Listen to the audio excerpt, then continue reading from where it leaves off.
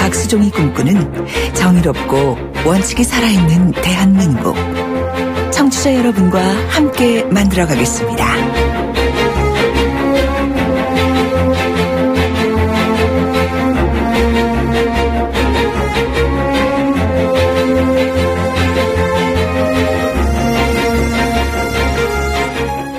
네, 문재인 대통령의 당선 직후 시진핑 주석이 축하 전화도 하고 또 축전도 보내서 한중 관계가 조금 화해 무드가 만들어지는 것 같다라는 느낌을 갖지 않으셨나요? 중국 현지에서 과연 이런 분위기가 현실로 나타나고 있는지, 해빙기 조짐은 있는지 한번 살펴보겠습니다. 중국 현지에서 마케팅 업체 운영하고 계신 이재민 대표 전화 연결했습니다. 안녕하십니까? 안녕하십니까? 네, 네. 예. 바쁘시죠, 요즘? 네, 요즘 좀 많이 바쁘졌습니다. 그 이전에는요. 네. 정말 이 어려운 국면을 어떻게 타개해야 될지 고민 안 하고 다들 금융적 바뀌었고요. 최근에는 갑자기 막혔던 물꼬가 터지면서 네. 이것을 어떻게 잘 대응할 것인지 그런 면으로 많이 바쁜 기업들이 많이 늘어나고 있습니다. 지금 말씀하시는 목소리 톤도 약간은 좀 이렇게 흥분이 돼 있다라고 할까요? 약간 좀 이렇게 밝으셔요. 네. 예. 지금 네, 좋은 흥분으로 많이 이어갔으면 좋겠습니다. 네, 그러니까요. 지금 어느 정도였습니까? 그동안의 이 한한령 분위기가? 일단은 준법 투쟁이라는 말을 저희가 많이 쓰는데요. 네. 중국 정부에서 외교적으로 또한 어떤 국제법적으로 문제가 안 생길 수 있는 여러 가지 방법들을 통해서 정말 한국 기업들 입장에서는 많이 좀 힘들게 눌려 있었던 그런 면이 많습니다. 예. 한국의 매체를 통해서도 많이 보도가 됐습니다만, 예. 물론 중국의 국민들이 한국 국민들한테, 교민들한테 어떤 여러 가지 안 좋은 말을 한다든지, 신체적인 위해를 한다든지 이런 부분까지 있었던 건 아니고요. 네. 가끔가다 이제 택시를 탔을 때 섭섭하다라는 정도의 기사분의 말씀 정도, 이 정도의 수위였습니다. 네. 하지만 이제 어떤 한국 상품에 대해서는 굉장히 정말 자발적으로 다들 보이콧을 하는 모습을 볼 수 있어서요. 예. 보도 통해서도 보셨겠습니다만은 대형 마트에서 한국 물건 모두 내리고 예. 온라인 사이트에서도 사라지고 그리고 설령 있다 할지라도 가지 않고 예를 들어서 한국의 식당에서 원래 식사를 많이 하던 분들 같은 경우에도 네. 지금 같은 시국에 한국 식당 가는 건 아닌 것 같다라고 발길을 돌리는 모습 등등 많은 그런 현상들이 있었습니다. 예. 안 그래도 지금 우리 이재민 대표님하고 전화 연결하기 전에 제가 잘 아는 변호사 한 분이 지금 중국에 가 계시거든요. 그분한테 예, 문자를 보냈어요. 오늘 인터뷰할 때 이재민 대표라는 분과 전화 인터뷰를 할 건데 정말 중국 내에 이 혐한령 또는 한한령 분위기가 풀리고 있습니까? 라고 여쭤봤더니 답이 어떻게 왔냐면요. 완전히 달라졌는데요. 중국 사람이 하는 유명한 한식당에 갔더니 어제부터 손님이 조금 는다고 하네. 이렇게 문자를 보내주셨어요. 네, 그렇습니다. 상당히 그렇게 많은 변화들이 있는데요. 네. 지금 음식점 같이 아주 소비자, 대중을 상대로 하는 B2C의 경우는 아마 조금 들어오려면 시간이 조금 걸릴 것 같은데요. 네. 그것보다는 예를 들어서 바이어들이 대형 계약을 체결한다든지, 그렇죠. 혹은 어떤 심사를 하지 못했던 것이 이제 심사를 하게 된다든지, 이런 부분들의 경우 기업 간의 거래나 정부 간의 교류는 완전히 급호전이 됐다라고 할 수 있겠습니다. 네. 이제 그것이 조금 더 국민들한테 더 인식이 확산이 되어서 일반 소비자들이 상장해서 구매하는 것까지 변화되려면 조금은 시간이 걸릴 듯합니다. 아, 그렇군요. 한 어느 정도 걸릴까요? 걸린다 그러면 시간이? 글쎄요, 사실 한국에 대한 반한 감정 대비해서 옛날에 굉장히 했던 것이 일본에 대한 감정이었습니다. 예. 그래서 이제 일본에 대한 감정은 반한 감정보다 훨씬 강도가 센 것이었는데요. 네. 예를 들어서 보통 짜오이다오, 중국의 어떤 영유권 문제 있는 그렇죠. 도서 지역에 대한 것이 한번 불거지거나 이렇게 됐을 때 완전히 돌아오는데 한 6개월 이상 정도씩 걸렸던 것 같습니다. 조금씩 돌아오는 그런 것들이 있었는데요. 네. 저희의 이제 기대 섞인 전망에 따르면 그것이 사실 일본과 중국 간에는 역사적인 뿌리 깊은 감정이 골도 있었기 때문에 좀 오래 걸렸고 있고 그렇군요. 그것 대비해서는 많이 확산이 돌아올 수 있을 것이고 네. 특히 8월 24일이 한국과 중국이 수교한 지 25주년이 되는 그런 시점입니다. 네. 아마 그 8월 24일 전까지 한국과 중국의 정부가 열심히 노력을 해서 네. 예를 들면 뭐 TV에서 뭐 한국이 어떻게 우리와 우호적이었다는 것을 중국의 시청자한테 보여준다든지 예. 아니면 대대적인 행사를 많이 하고 그것이 알려진다든지 네. 이런 것이 있으면 굉장히 빨리 8월 24일이라는 그 한중 수교 시점으로 해서 급전될 가능성이 상당히 있다고 보여집니다. 참 재밌네요. 이 경제적인 내용들이 이렇게 급격하게 풀리는 모습을 보니까 중국이 갑자기 태도가 바뀐 이유, 갑자기 바뀌었을까 아니면은 그동안에 우리나라 대선 과정을 쭉 지켜보면서 사드 문제로 야기되었던 미국과 중국 간의 어떤 줄당기기 과정에서 간접적이나마 중국의 승리로 돌아섰다라고 판단했기 때문에 이제 한국에 대한 영향력을 중국이 조금 더 미국은 뭐 트럼프 대통령 탄핵에 들어가는 조치가 나오는 상황이니까요. 이 틈을 타서 한국에 대한 영향력을 좀 늘릴 수 있지 않겠나 이런 지분 싸움으로 들어가지 않나 하는 생각이 드는데 그런 뭐 한국 신보나 이런 언론 기사는 없었습니까? 네, 뭐 그런 지금 말씀하신 것 같은 분석을 하는 그런 보도도 있긴 하지만요. 네.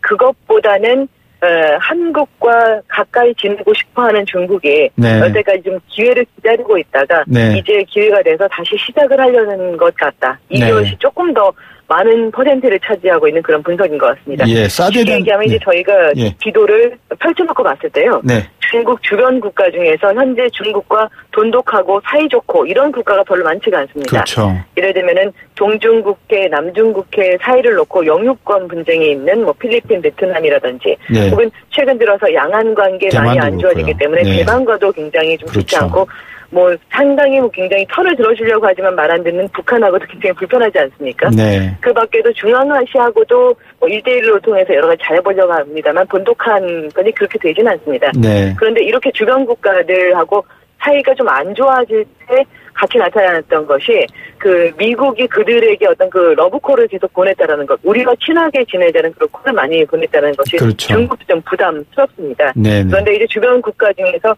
굉장히 오랫동안 그래도 양호한 관계를 많이 정치적 경제적으로 했던 한국과 관계를 빨리 회복하고 싶다는 그런 생각들이 중국에도 확실히 존재했던 것 같고요. 네. 다만 무엇인가 이게 명분이 필요했는데 대선이라는 국면을 통해서 새로운 변화가 생겼으니 네. 이것을 하나의 기회로 삼아서 한국과 관계를 회복하려는 그런 모습이 아니었을까 이런 해석들도 상당히 존재하고 그렇군요. 있습니다. 네. 한국 대선에 대해서 아마 여러 나라에서 보도를 했을 건데 네.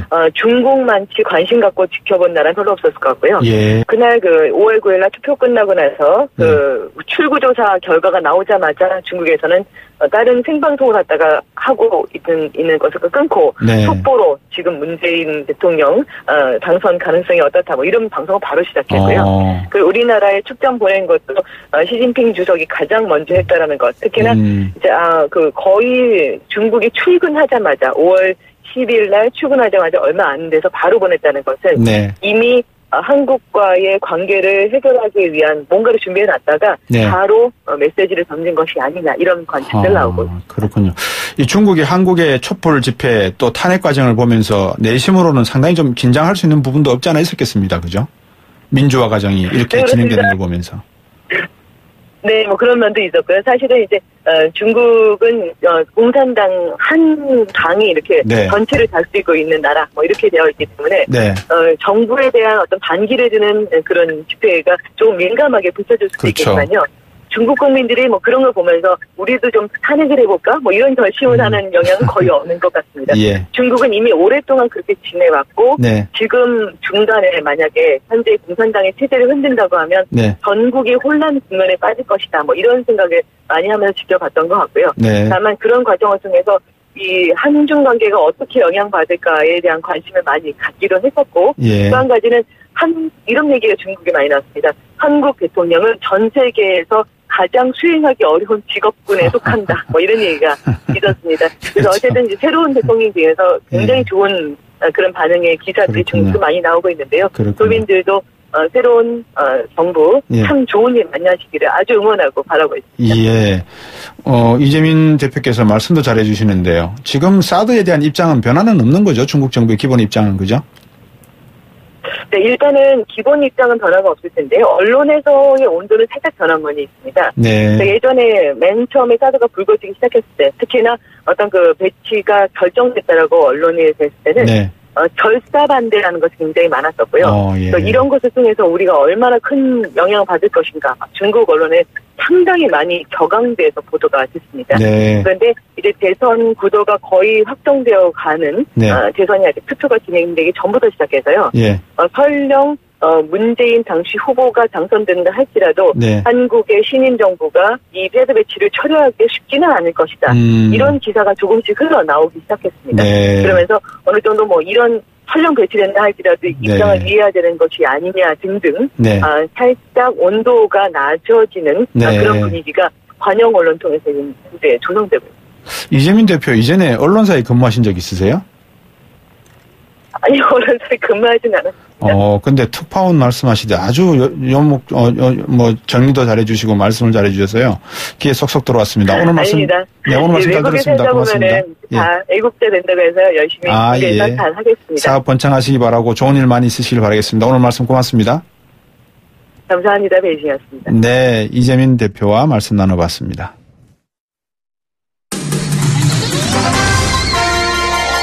정면 스포츠.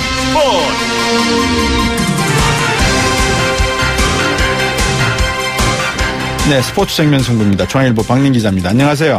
네, 안녕하세요. 주희정 선수 코트 떠난다고요? 네, 그 서울 삼성의 40살 가드 주희정 선수가 오늘 은퇴 기자회견을 가졌는데요. 주희정 선수는 1997년부터 20시즌 동안 또 역대 최다인 1029경기를 뛰었고요. 네. 또 최다 어시스트와 최다 스틸을 보유하면서 또 꾸준함의 대명사라 불렸던 선수입니다. 주희정 선수의 어떤 배경, 자라난 배경을 아마 청취자분들이 들으시면 조금 공감하실 수 있는 부분이 있을 것 같습니다. 불우한 환경이었죠, 어릴 때. 네, 맞습니다. 어릴 적에 부모님이 집을 나가서 또 할머니 밑에서 자랐고요. 또 버스 회수권이 살 돈이 없어서 그 2시간을 걸어서 통학한 적도 있다고 합니다. 또 할머니 병환이 악화돼서 또 대학교를 중퇴하고 그 자동차 기술을 배울까 했는데요. 또 운 좋게 연습생으로 프로농구에서 뛰게 됐는데 또 신인왕과 MVP를 받으면서 또 연습생 신화를 썼습니다. 네, 이런 이야기는 그냥 뭐 하나의 은퇴식에 나오는 어떤 가십 기사가 아니라 선수 개인으로 봤을 때는 정말 눈물 없이는 못 떴는 또는 살을 깎지 않는 노력이 없이는 이루어지지 않는 그런 결과가 아니겠습니까? 네, 맞습니다. 그 주희정 선수는 또 할머니를 호강시켜드리겠다면서 정말 그 죽도록 훈련을 열심히 했는데요.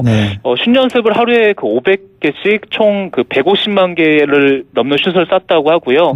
또 매 경기를 그 농구 인생 마지막 경기라고서 생각하면서 뛰었고 또 오늘 은퇴 기자회견 그 소감으로 또 농구 인생에 그 후회는 없다. 또 항상 최선을 다했다고 또 이런 소감을 밝혔습니다.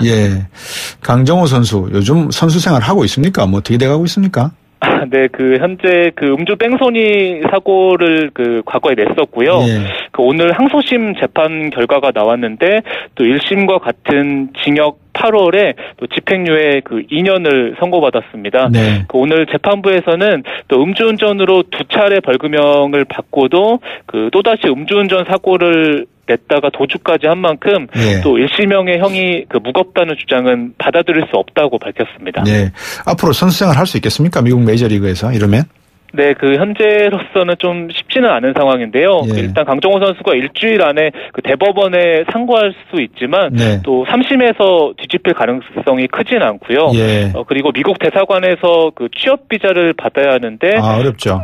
네, 현재 그 한국에서 징역형이 유지되면서 또 현재로서는 그 비자 발급이 그 어려운 상황입니다. 미국 현지에서도 영주권 가진 사람들은 음주운전 한번 걸리면 추방된다고 해서 지금 벌벌 떨고 있는 상황인데 트럼프 행정부에서 비자 주지 않을 것 같습니다. 네, 그 정확한 지적이신데요. 그 트럼프 행정부가 말씀하신 대로 그 경범죄 이력에도 불법 이민자를 그러니까요. 추방하고 있는 상황이라서 또 일단 그 올해 안에는 비자 발급이 좀 어려워 보이고요.